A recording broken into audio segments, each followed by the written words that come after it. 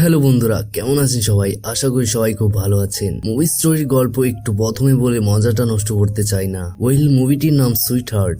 মুভির শুরুতে আমরা একটা মেয়েকে দেখতে পাই যে পানি দিয়ে ভাসতে ভাসতে একটা অজানা দ্বীপে এসে পৌঁছেছে। এই মেয়েটির নাম হলো জেন। আসলে জেন একটি বোটে তার কিছু বন্ধুদের সাথে ছিল। যেই বোটটা ডুবে যাওয়ার কারণে জেন এখানে এসে পৌঁছেছে। তখন জেন দেখে যে তার বন্ধু ব্রেডও তার সাথে এখানে ভেসে এসেছে।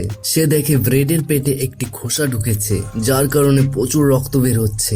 জেন দ্রুত তার ক্ষত একটি কাপড় দিয়ে বেঁধে দেয় এবং তারপর কিছু খোঁজার জন্য যায়। সে আসলে একটি নারকেল নিতে এসেছে যাতে সে তার বন্ধুকে পানি পান করাতে পারে, কিন্তু কোনো লাভ হয় না কারণ ব্রেড মারা গেছে। এখন এটা দেখে জেন খুবই ফুপিয়ে কাঁদে। তারপর সে উঠে দ্বীপের দিকে তাকায়। সেখানে সে একটা গাছ দেখতে পায় যেখানে কারো ব্যাগ ঝুলে আছে। জেনের মনে হয় এখানে হয়তো অন্য কেউ আছে, কিন্তু এখন সে এখানে কাউকে দেখতে পায় না। সে ডাকার চেষ্টা করে কিন্তু কোনো উত্তর নেই। এই দ্বীপ যে একেবারেই জনশূন্য তা বুঝতে জেনের সময় লাগে না। এখানে কেউ নেই। তারপর জেন যখন সেই ব্যাগে তাকায় তখন সে তাতে একটি ওষুধ দেখতে পায় যার গায়ে 1994 সালের তারিখ লেখা রয়েছে। এছাড়াও একটি কুলার রয়েছে যাতে জিনিসগুলো ঠান্ডা করার জন্য ব্যবহার করা হয়, এবং একটি তাঁবু, একটি বক্স যার ভিতরে জেন একটি ম্যাচ বক্স খুঁজে পায় এবং তার সাথে কিছু খেলনা ইত্যাদি পাওয়া যায়। অর্থাৎ প্রায় 20 বছর আগে বা তারও আগে কোনো পরিবার নিশ্চয়ই নীরবে ছুটি কাটাতে এসেছিল এবং এই সমস্ত জিনিসগুলো অবশ্যই তাদেরই হবে, জেন অনুমান করে। এখন জেন এখানে একটি পড়ে থাকা গাছ দেখতে পায় যেটার ভেতর খোকলা রয়েছে এবং এখন সূর্য অস্ত যেতে চলেছে, তাই জেন ব্রেডের মৃতদেহকে পাতা দিয়ে ঢেকে দেয় এবং রাত নামার সাথে সাথে প্রবল বৃষ্টি শুরু হয়। জেন এই বৃষ্টিতে কোনোভাবে পাতা এবং একটি জ্যাকেটের সাহায্যে এখানে রাত কাটায়। এখন পরের দিন সকালে জেন দেখে যে সেখানে 3 জনের কবর রয়েছে, তাই সে ব্রেডের লাশের জন্য একটি কবর খনন করে এবং তাতে কবর দেয়। এরপর তার চোখ যায় সমুদ্রের তীরে যেখানে অনেক মাছ আছে। তার মধ্যে কেউ একটি অর্ধেক মাছ খেয়ে ফেলেছে, আর এই অর্ধেক খাওয়া মাছটি একটি বেবি হাঙ্গর। এই মুহূর্তে পেটের প্রশ্ন ছিল, তাই জেন কিছু মাছ তুলে নিয়ে তারপর ম্যাক্স বক্সের সাহায্যে সে আগুন জ্বালিয়ে সেগুলো রান্না করে খায়। কোনো না কোনো ভাবে এই দিনটাও কেটে যায় এবং রাতে ঘুমানোর জন্য জেন একটি সুন্দর জায়গা বানায়। পরের দিন সকালে সে দেখতে পায় চারিদিকে রক্ত ছড়িয়ে আছে। আসলে জেন যে ব্রেডের মৃতদেহ কবর দিয়েছিল, জেন অনুভব করে যে সম্ভবত খুব বিপজ্জনক কোনো প্রাণী এখানে এসেছে আর তাকে সে তার খাবার বানিয়ে নিয়েছে। তাই সে সঙ্গে সঙ্গে একটি লাঠি ধারালো করে এবং সেই প্রাণীটার জন্য অপেক্ষা করতে লাগে। একটু পরেই আবার রাত হয়ে যায়। এর সাথে তখন জেনেরও ঘুম পায়। সে দেখে যে সে যে প্রাণীটার জন্য অপেক্ষা করছিল সে আসেনি। তার পরের দিন শুরু হয়। পানির কিছু দূরত্বে জেন একটি সুটকেস দেখতে পায় যা সে সাঁতার কেটে নিয়ে আসতে যায় এবং একই সময়ে জেন তার পায়ের কাছে কিছু অনুভব করে। তাই সে পানির ভেতরে তাকায়। সে দেখে সেখানে একটি গর্ত রয়েছে সমুদ্রের ভিতরে, কিন্তু সেই গর্তকে ইগনোর করে জেন দ্রুত তীরের দিকে হাঁটতে হাঁটতে কিনারায় এসে পড়ে এবং তারপর সুটকেস খুলে দেখে যে তাতে কিছু জুতা আছে এবং সে কিছু ছবিও খুঁজে পায়। সে প্রথমে দ্রুত এই জামা কাপড় এবং জুতা পরে এবং তারপর বাকি জিনিসগুলোর সম্পর্কে চিন্তা করে। এখন রাতে জেন হঠাৎ একটি প্লেনের শব্দ শুনতে পায়, তাই সে একটি ফ্লেয়ার বন্দুক ছুড়ে, কিন্তু দুর্ভাগ্যবশত প্লেনটি অনেক দূরে চলে গিয়েছিল, তাই তিনি এই আলো দেখতে পায় না। কিন্তু এই আলোতে জেন একটি দানবকে দেখতে পায় যার আকৃতি দেখতে একটি মানুষের মতোই ছিল। সেটা দেখে জেনের অবস্থা খারাপ হয়ে যায় এবং সে গিয়ে বনের ভিতরে লুকিয়ে পড়ে। দৈত্য এখানে এসে পড়ে এবং কয়েকবার তো সে জেনের কাছ দিয়েই যায়। জেন কোনো শব্দ না করে চুপচাপ বসে থাকে। সম্ভবত এই কারণেই প্রাণীটি জেনকে খুঁজে পায় না এবং সে আবারও পানিতে ফিরে যায়। এখন পরের দিন সকালে জেন সিদ্ধান্ত নেয় যে সে যে কোনো মূল্যে এখান থেকে চলে যাবে। তারপর সে সুটকেসের ভেতর থেকে ফুটিং জ্যাকেটটি বের করে একটি নৌকার মতো বানানোর চেষ্টা করে, কিন্তু যখন সে এটিকে পানিতে ফেলে তখন এটি ডুবতে শুরু করে। হতাশ হয়ে জেন ফিরে আসে। আসলে সে ফটোতে দেখেছিল যে এটা আরেকটা পরিবার যা কিছুদিন আগে এখানে এসেছিল। সেই ফটোতে সেই ব্যাগটিও গাছে ঝুলতে দেখা যায় এবং ছবিতে সেই দৈত্যের চোখ পিছন দিকে দেখা যায়। এর থেকেই সে বুঝতে পেরেছিল যে একই দানব অবশ্যই এখানে এই পরিবারকে খেয়েছে। তাই সে দ্রুত গাছের ভিতরে ঘুমানোর সিদ্ধান্ত নেয়। এই একই ফাঁপা গাছ বন্ধুরা, যেটা সেখানে পড়েছিল। সে ঘুমোতে যায় এবং তারপর খাওয়া দাওয়ার পর জেনের ভেতরে গিয়ে শুয়ে পড়ে। এটা স্পষ্টই যে রাতে তার ঘুম চলে আসে, কিন্তু তারপর সে বাইরে কিছু নড়াচড়া অনুভব করে। সেই দানব বাইরে আছে, যে জানতে পেরেছে যে জেন এই গাছের ভেতরেই আছে। তাই সে বহুবার বাইরে থেকে গাছ ভাঙার চেষ্টা করে, কিন্তু সে ব্যর্থ হয়। এদিকে বেচারা জেন নিঃশব্দে ভিতরে শুয়ে আছে, একেবারে নিঃশব্দ ভাবে। শেষ পর্যন্ত মনস্টার সেখান থেকে চলে যায়। পরের দিন সকালে জেন দেখে যে মনস্টার গাছের অবস্থা নষ্ট করে ফেলেছে। তারপর সে একটি মাছ ধরে এবং শিকার করে যা সে একটা গাছে ঝুলিয়ে দেয়, যাতে দৈত্য এসে সেই মাছটা খেয়ে নেয় তাকে খাওয়ার বদলে। এখন রাতের বেলা জেন যেটা ভেবেছিল সেটাই হয়। যখন তার ঘুম পেয়ে যায় তখন দৈত্যটি সেখানে আসে এবং চলে যায়। সে যেমন ভেবেছিল ঠিক তেমনই হয়, মাছটি নিয়ে গিয়েছিল। এখন পরের দিন জেন সমুদ্র তীরে একটি মৃতদেহ দেখতে পায়, যা অর্ধেক, যে মৃতদেহের কোমরের পরের অংশটি নেই।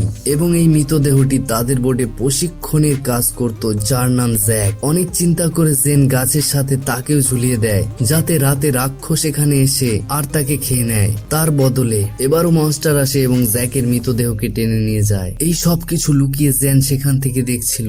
সেই প্রথমবারের মতো মনস্টারের পা এবং তার মুখ এত কাছ থেকে দেখে। এদিকে যা ঘটে, সে প্লেনটি আবারও আসে, কিন্তু একটি দানব থাকার কারণে সে আর কিছু করতে পারে না এবং অসহায়ভাবে বিমানটিকে যেতে দেখতে থাকে। এইভাবেই জেনকে তার অষ্টম রাত এখানেই কাটাতে হয়। আজ রাতের জন্য তাকে বিছানা পরিবর্তন করতে হবে। সে এটা গাছের উচ্চতায় রাখে, কারণ সে প্রায় মনস্টারের উচ্চতা দেখেছিল, কিন্তু এটি কোনো কাজে আসে না। এইবার রাতের সময় মনস্টার জেনকে আক্রমণ করেই দেয়। সে একটি খাবার দেয় এবং জেন নিচে পড়ে যায়, কিন্তু সে এখানেও নিজেকে নিয়ন্ত্রণ করে, দৈত্য প্রাণীর কাছ থেকে দূরে পালিয়ে যায়। কিন্তু সেই মনস্টার জেনকে দ্রুত তাড়া করে এবং তার সামনে পানিতে ঝাঁপ দেয়। এই মুহূর্তে জেন তার নিজের তৈরি একটি বর্ষা দিয়ে প্রাণীটিকে অ্যাটাক করে, যা এটাকে কিছুটা আহত করে। তবে সে জেনকে এক ঝটকায় দূরে ফেলে দেয়। এখন জেন এবং দৈত্য দুজনেই আহত হয়। তবু জেন সাহস করে একটি গাছে উঠে পড়ে। এখন দৈত্যটিও চলে গিয়েছিল, কিন্তু জেন আঘাত পেলেও সারা রাত উপরে থাকে সেই দৈত্যের ভয়ে। এখন পরের দিন সকালে সে তার ক্ষত ইত্যাদি পানি দিয়ে ধুয়ে ফেলতে থাকে। তখন সে পানিতে একটি ভেলা দেখতে পায়, যেখানে তার প্রেমিক লুকাস এবং তার বন্ধু মিয়া রয়েছে। লুকাসকে দেখে জেন অনেক খুশি হয়ে যায়। দুজনেই এতদিন পানিতে অনেক একটি কঠিন পরিস্থিতি থেকে বেঁচে এখানে পৌঁছেছে। যাই হোক, তখন জেন তাদের রান্না করা মাছ খাওয়ার জন্য দেয়। এটি খাওয়ার পরে সে তার বন্ধুদের বলে যে এই দ্বীপটা নিরাপদ নয়। এখানে একটি দানব তার শিকারের সন্ধানে রাতে এখানে আসে। আমি জানি না আজ পর্যন্ত এখানে কত লোককে এখানে হত্যা করা হয়েছে। মিয়া, তুমি কি জানো তোমার প্রেমিক ব্রেড মারা যাওয়ার পর তার লাশও দানব খেয়ে ফেলেছে? তার বয়ফ্রেন্ড মারা গেছে শুনে মিয়া খুব কান্নাকাটি শুরু করে। সে বলে যে এখন আমরা পানিতে ফিরে যাব না, কারণ আমরা সেখানে এতদিন ছিলাম, না খাওয়ার মতো কিছু ছিল না পান করার মতো কিছু। সেই জন্যই তো আমরা এখানে এসেছি, তাই আমরা এখান থেকে কোথাও যাচ্ছি না। এখন জেন লুকাসকে বোঝায় এখানে খাওয়ার জন্য যথেষ্ট জিনিস রয়েছে, কিন্তু এখানে আমরা বারবার মৃত্যুর ধাক্কা খাবো। সেই দৈত্য কাউকে রেহাই দেবে না। তার চেয়ে ভালো আমরা পানিতে গিয়ে অন্য কোনো জায়গা খুঁজি। লুকাস বলে যে না না, আমরা কোথাও যাচ্ছি না। তুমি কি জানবে যে আমরা পানিতে কত কিছুর মুখোমুখি হয়েছি? আমরা এই দ্বীপেই থাকবো, কারণ এখানে থাকার ফলে আমাদের বেঁচে থাকার সম্ভাবনা পানির চেয়ে বেশি। জেন লুকাসের কাছ থেকে তার পকেটে ছুরি কেড়ে নেয়, যার গায়ে রক্ত লেগে আছে। এখন এটি দেখে জেন কিছুটা অদ্ভুত অনুভব করে, তবে সে এতে খুব একটা মনোযোগ দেয় না। যেহেতু লুকাস মিয়া দুজনেই তাকে বিশ্বাস করে না, তাই সে একটা প্ল্যান করে যে দুজন যখন খাবার আনতে যাবে তখন আমি এখান থেকে তাদের বোট নিয়ে পালিয়ে যাব। এবং সেও তাই করে। তাকে পালিয়ে যেতে দেখে লুকাস এবং মিয়া তাকে থামায়, কিন্তু এই সময় জেন আর তাদের নিয়ন্ত্রণে থাকে না। তখন মিয়া তার মাথায় জোরে আঘাত করে, যার কারণে জেন সাথে সাথে অজ্ঞান হয়ে যায়। যখন তার জ্ঞান ফেরে তখন অন্ধকার হয়ে গিয়েছিল এবং তার হাত পা বাঁধা ছিল। আসলে লুকাস এবং মিয়া এটি করেছিল কারণ তারা অনুভব করেছিল যে জেন কেবল নিজের সম্পর্কেই ভাবছে, কিন্তু তাদের সম্পর্কে নয়। তারা জানে না যে জেন যা বলছে তা একেবারেই সত্যি। এখানে মিয়া জেনকে বলে যে তুমি যে পদক্ষেপ নিয়েছো তার কারণে এখন তোমাকে চিরকাল বেঁধে থাকতে হবে, এই জন্য আমাদের ক্ষমা করে দিও। জেন বলে তুমি আমার কথা বিশ্বাস করো, সেই দানব যে কোনো সময় আসবে। যার পর লুকাস বলে যে এখানে কোনো দানব নেই, আমি পুরো জঙ্গল খুঁজলাম কিন্তু কাউকে দেখতে পেলাম না। তখন জেন উত্তর দেয় যে সেই দৈত্য বন থেকে আসে না, বরং পানি থেকে আসে। মিয়াও জেনের কথা শুনে বিরক্ত হয়ে সে পানির কাছে হাঁটতে যায়, যেখানে সে একটি মৃত মাছ দেখতে পায়। এদিকে লুকাস জেনকে প্রতারণা করে পালিয়ে যাওয়ার জন্য অনেক বাজে কথা বলছে। তারপর হঠাৎ তারা মিয়ার চিৎকার শুনতে দেখতে পায়। এটা দেখে লুকাস মশালটি নিয়ে দৈত্যের সাথে লড়াই করতে বেরিয়ে যায়, কিন্তু দৈত্য তাকে এক ধাক্কায় দূরে ফেলে দেয়। এখানে জেনও অনেক কষ্টে তার হাত থেকে দড়ি খোলে, মিয়াকে সাহায্য করতে যায়, কিন্তু অনেক দেরি হয়ে গিয়েছিল। সেই মনস্টার মিয়াকে হত্যা করে এবং লুকাসের দিকে এগোতে শুরু করে। এটা দেখে জেন লুকাসকে তার সাথে নিয়ে যায় এবং ঘন জঙ্গলে লুকিয়ে থাকে, যেখানে মনস্টার তাদের খুঁজে পায় না। এখন সকালে যখন দেখানো হয় লুকাস ভয়ে গাছে পড়ে আছে, যা দেখে জেন বলে তুমি এখন নিচে আসতে পারো। সেই দৈত্যটি কখনো দিনের আলোতে আসে না এবং এখন লুকাস জেনকে বিশ্বাস করে যে সে দৈত্য সম্পর্কে সত্যি বলেছিল। লুকাস এবং জেন একসাথে তারা অনেক খাদ্য সামগ্রী সংগ্রহ করে, যাতে তারা দীর্ঘ সময় পানিতে বেঁচে থাকতে পারে। আরো তাদের সাথে ফ্লেয়ার, বন্দুক ইত্যাদি রাখে। এখন জেন লুকাসকে বলে আমার কথা মন দিয়ে শোনো, রাত নামার আগেই আমাদের এখান থেকে যেভাবেই হোক চলে যেতে হবে। তারা তখনই ভেলা দিয়ে যাত্রা শুরু করে।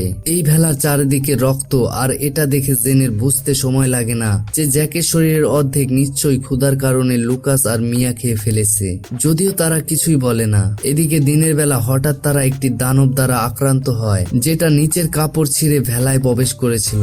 জেন তার সাথে লড়াই করার চেষ্টা করে, কিন্তু পরিবর্তে সে জেনকেই নিয়ে যায় এবং তাকে সরাসরি একই ব্ল্যাক হোলে যাওয়ার সময় জেন তার কাছে রাখা লুকাসের পকেটের ছুরি দিয়ে দৈত্যটিকে রক্তাক্ত করে দেয়। এরই মধ্যে লুকাস জেনকে বাঁচাতে চলে আসে, কিন্তু বিনিময়ে দৈত্য তাকে হত্যা করে এবং তাকে একই গর্তে নিয়ে যায়। এবং এটি দেখে জেন বাধ্য হয়ে দ্বীপে আসে এবং প্রথমে সে তার ডায়েরিতে এই দৈত্য সম্পর্কে সবকিছু লিখে দেয়, যাতে যদি এর পরে কেউ যদি আটকা পড়ে সে সাহায্য পেতে পারে। তারপর জেন দ্রুত চারপাশে অনেক ঝোপঝাড় ছড়িয়ে দেয় এবং তারপর সে অনেক কাঠের অস্ত্র তৈরি করে, যার পর রাত নামার জন্য অপেক্ষা করে। এবং যখন অন্ধকারের পরে দৈত্য আসে, তখন জেন তাকে তার তৈরি একটি ফাঁদে আটকে রাখে, যাতে তার মনোযোগ তার থেকে সরে যায়। এই জিনিসের সুযোগ নিয়ে জেন তার তৈরি কাঠের বর্ষা দিয়ে দৈত্যটিকে বেশ কয়েকবার আঘাত করে, কিন্তু সে জেনের কাছে এসে তাকে ধরে ফেলে। কিন্তু এখানেও জেন এখন সিদ্ধান্ত নিয়েছিল যে সে একের পর এক দৈত্যকে বেশ কয়েকবার আক্রমণ করবে, এবং সে সেটাও করে।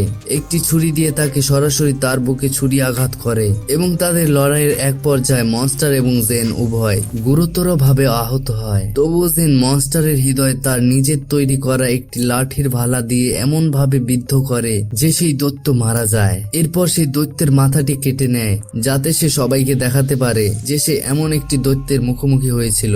এখন এই দানব কোথা থেকে এলো, এর উৎপত্তি কি ছিল সেটা তো মুভিতে বলা হয়নি, তবে কিছু ইঙ্গিত থেকে এটা পরিষ্কার হয়ে যায় যে এই দানবটি একটি আটলান্টিস দানব ছিল, পানির নিচের রাজ্যে আটলান্টিস থেকে এসেছিল।